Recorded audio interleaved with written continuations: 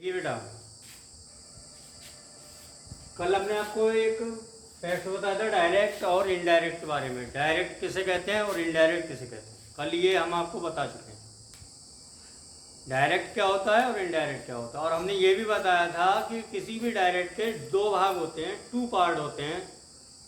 पहला जो पार्ट होता है, फर्स्ट पार्ट होता है रिपोर्टिंग वर्ब का, और जो सेकंड पार्ट होता है वो होता है आपका रिपोर्टिंग स्पीच का। अब इससे आगे आप देखेंगे तो यहाँ पे हमने लिखा है पार्ट 2 होगा। ये पार्ट 2 है डायरेक्ट टू इनडायरेक्ट स्पीच का। सम फैक्ट्स आपको हम बताने जा रहे हैं, कुछ तथ्य, कुछ बातें। डायरेक्ट इनडायरेक्ट जब आप बनाएंगे तो आपको क्या करना है, क्या नहीं करना है, थोड़ा सा उन फैक्ट्स के बारे में आप जान लीजिए। सेंटेंस या डायरेक्ट हमारे पास होगा असर्टिव। कोई भी डायरेक्ट अगर असर्टिव है तो उसका तरीका क्या होगा इनडायरेक्ट बनाने का। ये लिखा है डायरेक्ट से इनडायरेक्ट स्पीच बनाते समय ये लगा है comma, inverted comma, comma inverted comma के स्थान पर कंजक्शन दैट है, कंजक्शन दैट लगाते हैं। फिर से सुन लीजिए, जब हम डायरेक्ट से इनडायरेक्ट बनाएंगे कौन से सेंटेंस का, जब हमारे पास सेंटेंस कैसा होगा, असर्टिव होगा। जब सेंटेंस असर्टिव होगा और हम इनडायरेक्ट जब बनाएंगे तो डायरेक्ट से इनडायरेक्ट स्पीच बनाते समय कॉमा, इन्वर्टेड कॉमा के स्थान पर कंजक्शन दैट लगाते हैं। ये ध्यान रखना आप। जैसे डायरेक्ट में कॉमा इन्वर्टेड कॉमा जहाँ पे शुरू होता है, जहाँ से कॉमा इन्वर्टेड कॉमा शुरू होता है, इनडायरेक्ट स्पीच में आपको लगाना है दैट, कॉमा इन्वर्टेड कॉमा को हटाना है। ठीक है बेटा। यदि दूसरा फैक्ट देखिए, सेकंड फैक्ट है, यदि रिपोर्टिंग वर्ब प्रेजेंट टेंस या फ्यूचर टेंस में होगी तो इनडायरेक्ट स्पीच में क्रिया का काल मतलब क्रिया का रूप नहीं बदला जाता है, बल्कि क्रिया को प्रोनाउन के अकॉर्डिंग मतलब प्रोनाउन के अनुसार ही लिखते हैं, प्रोनाउन के अनुसार ही लिखते हैं। और तीसरा फैक्ट देखिए, इनडायरेक्ट स्पीच में कॉमा इन्वर्टेड कॉमा को हटा दिया जाता है, लिखा है। और जब हटाया जाएगा तो कंजक्शन क्या लगेगा, दैट लगेगा। जहाँ कॉमा इन्वर्टेड कॉमा को जब हटाएंगे तो कंजक्शन क्या लगेगा, दैट, उसके स्थान पर। इनडायरेक्ट स्पीच के अंत में फुल स्टॉप लगाते हैं, ये आप ध्यान रखें। इनडायरेक्ट स्पीच के लास्ट में हमेशा क्या लगेगा, फुल स्टॉप लगेगा। जैसे इनडायरेक्ट स्पीच के लास्ट में इन्वर्टेड कॉमा क्लोज भी होगा, तो आपको ऐसा नहीं करना है कि इनडायरेक्ट स्पीच में आप इन्वर्टेड कॉमा को क्लोज करें, सीधे सीधे आपको फुल स्टॉप लगाना है अगर आपने इनडायरेक्ट स्पीच बना लिया है तो। यह आप ध्यान रखें। डायरेक्ट से इनडायरेक्ट स्पीच बनाते समय कॉमा इन्वर्टेड कॉमा के स्थान पर कंजक्शन दैट लगाते हैं। यदि रिपोर्टिंग वर्ब प्रेजेंट टेंस या फ्यूचर टेंस में होगी तो इनडायरेक्ट स्पीच में क्रिया का काल मतलब रूप नहीं बदला जाता है, बल्कि क्रिया को प्रोनाउन के अकॉर्डिंग, प्रोनाउन के अनुसार ही लिखते हैं। ही है तो इज लगेगा, आई है तो एम लगेगा, यू है तो आर लगेगा, दे है तो आर लगेगा। ये आप ध्यान रखें। इनडायरेक्ट स्पीच में कॉमा इन्वर्टेड कॉमा को हटा दिया जाता है और इनडायरेक्ट स्पीच के अंत में फुल स्टॉप लगाते हैं। इन कुछ फैक्ट्स को आप ध्यान रखें। सेंटेंस या फिर जो डायरेक्ट हम आपको अभी पढ़ा रहे हैं, असर्टिव सेंटेंस हम आपको पढ़ा रहे हैं। असर्टिव सेंटेंस के ये कुछ फैक्ट्स थे, आप इनको लिख लें, अपनी कॉपी पर नोट डाउन कर लें और इन्हें एक बार पढ़ लें, जिससे आए जब हम एग्जाम्पल दें, समझाएं आपको, तो आपकी समझ में आसानी से आती रहे। ठीक है ना, इसलिए आप इसको नोट कर लें बेटा। अभी आगे और देखते हैं थोड़ा।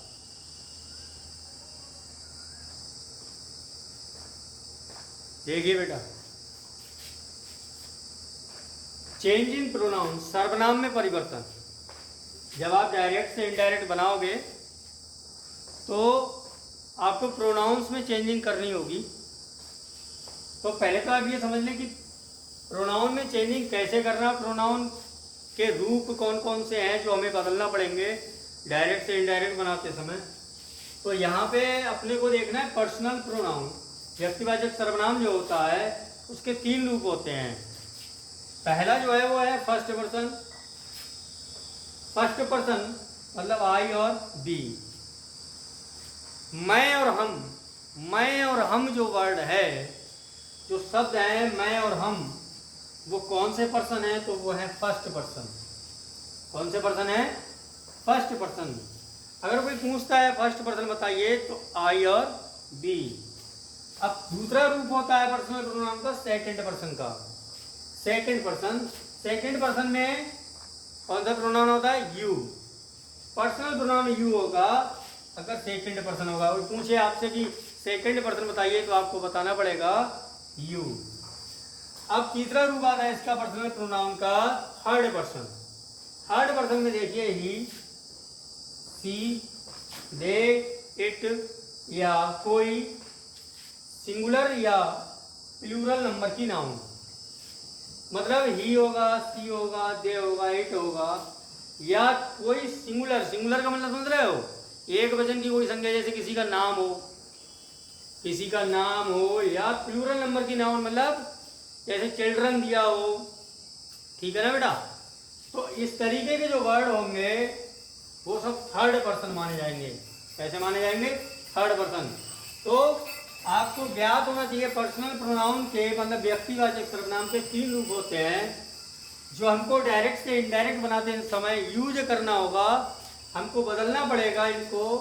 फर्स्ट पर्सन आई और बी, सेकंड पर्सन यू और third person he, she, they, it या कोई सिंगुलर या प्लूरल नंबर की नाउन।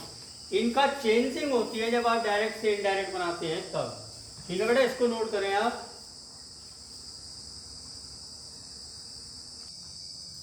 देखो बेटा, अभी हमने आपको बताया था फर्स्ट, सेकंड और थर्ड पर्सन के बारे में। पर्सनल प्रोनाउन के 3 पर्सन होते हैं, फर्स्ट पर्सन, सेकंड पर्सन और थर्ड पर्सन। तो अब बात आती है कि फर्स्ट पर्सन आई और बी। आई और बी जो है फर्स्ट पर्सन रिपोर्टिंग वर्ब के सब्जेक्ट मीन्स कर्ता के अनुसार बदले जाते हैं। फर्स्ट पर्सन रिपोर्टिंग वर्ब के सब्जेक्ट मीन्स कर्ता के अनुसार बदले जाते हैं। ठीक है बेटा? नंबर 2, सेकंड पर्सन मतलब जो यू है, योर है, जो भी है, सेकंड पर्सन रिपोर्टिंग वर्ब के ऑब्जेक्ट मीन्स कर्म के अनुसार बदले जाते हैं। ठीक है बेटा? नंबर 3, थर्ड पर्सन देखिए, थर्ड पर्सन क्या लिखा है? नो चेंज होते हैं, मीन्स नो चेंज, इनको आप नहीं बदलेंगे। मतलब ही, सी, इट, दे या किसी का नाम। ठीक है ना बेटा? ये आपको चेंज नहीं करना जब आप इनडायरेक्ट बनाते होंगे तब। देखें, मैंने एक डायरेक्ट लिख के दिया आपको। ये लिखा है he said to me, comma, inverted comma है, I am doctor, full stop, inverted comma, close. ठीक है बेटा? तो आप ध्यान से सुनना, बहुत ही ध्यान से। ये जो आप ही देख रहे हैं ना, ये आपका सब्जेक्ट है। क्या है? ये आपका हो गया सब्जेक्ट और ये हो गई आपकी रिपोर्टिंग वर्ब। ये वर्ब हो गई। ठीक है ना? सेड टू जो क्या है? Reporting verb. और ये रहा आपका मी हो गया आपका ऑब्जेक्ट। ठीक है बेटा? मी क्या हो गया? ऑब्जेक्ट। तो ये देखिए, ये कोई डायरेक्ट लिखा हुआ है। ये डायरेक्ट में 2 सेंटेंस हैं, एक तो आई एम अ डॉक्टर, एक तो ये सेंटेंस हो गया। एक है ही सेड टू मी।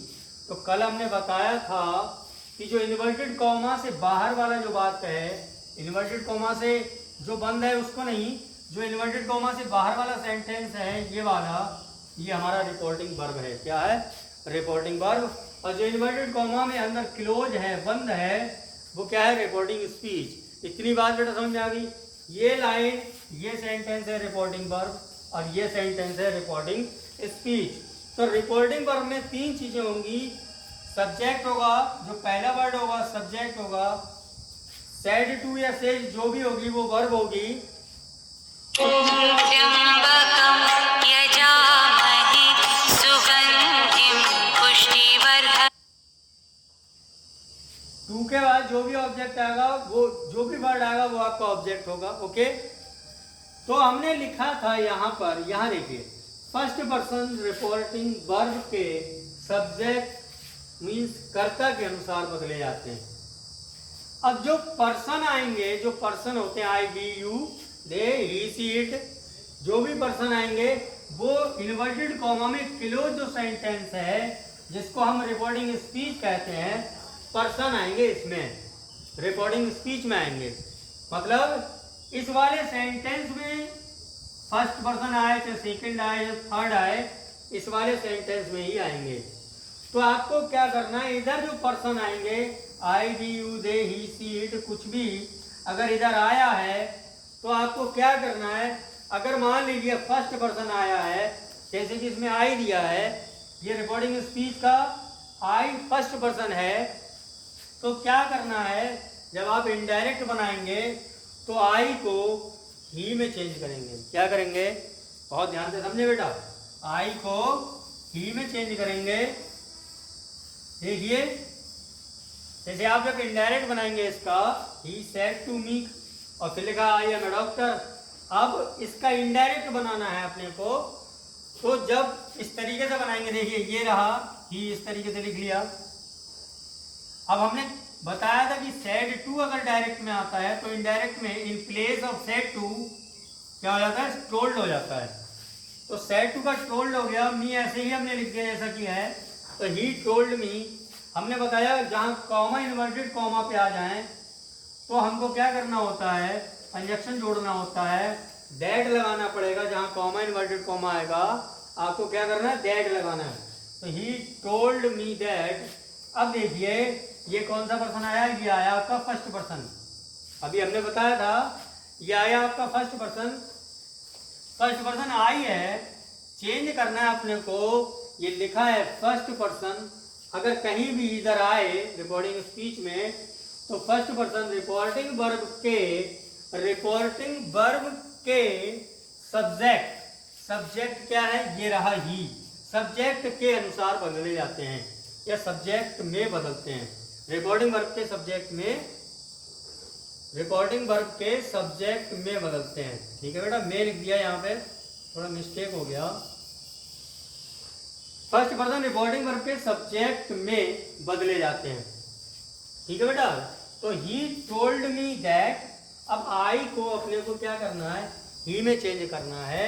तो देखिए आई भी सब्जेक्ट होता है, आई भी एक प्रोनाउन है, फर्स्ट पर्सन का ये प्रोनाउन है। जब ये सब्जेक्ट है तो ये भी क्या है, ये भी सब्जेक्ट है।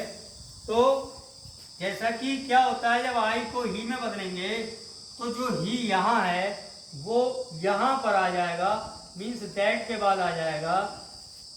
आई को जब ही में चेंज करोगे तो ही आएगा।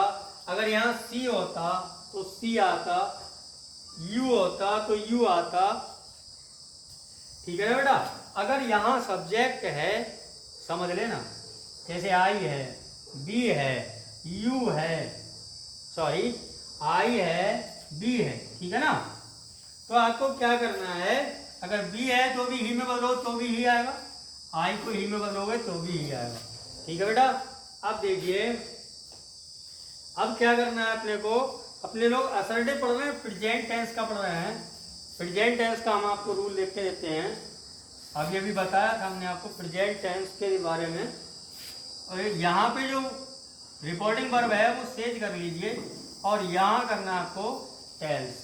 अब देखिए अगर हमारी रिपोर्टिंग वर्ब प्रेजेंट टेंस में है, अभी हमने लिखाया था, अगर रिपोर्टिंग वर्ब प्रेजेंट टेंस में है या फ्यूचर टेंस में है तो आपको क्या करना है, रिपोर्टिंग स्पीच की क्रिया का काल नहीं बदलना है, क्रिया का रूप नहीं बदलना है, बल्कि जो सब्जेक्ट आएगा, जो प्रोनाउन आएगा उसी के अकॉर्डिंग वर्ब लगानी होगी। ये हमने आपको बताया। अब जैसे आई का ही में चेंज किया तो दैट के बाद ही लिख दिया।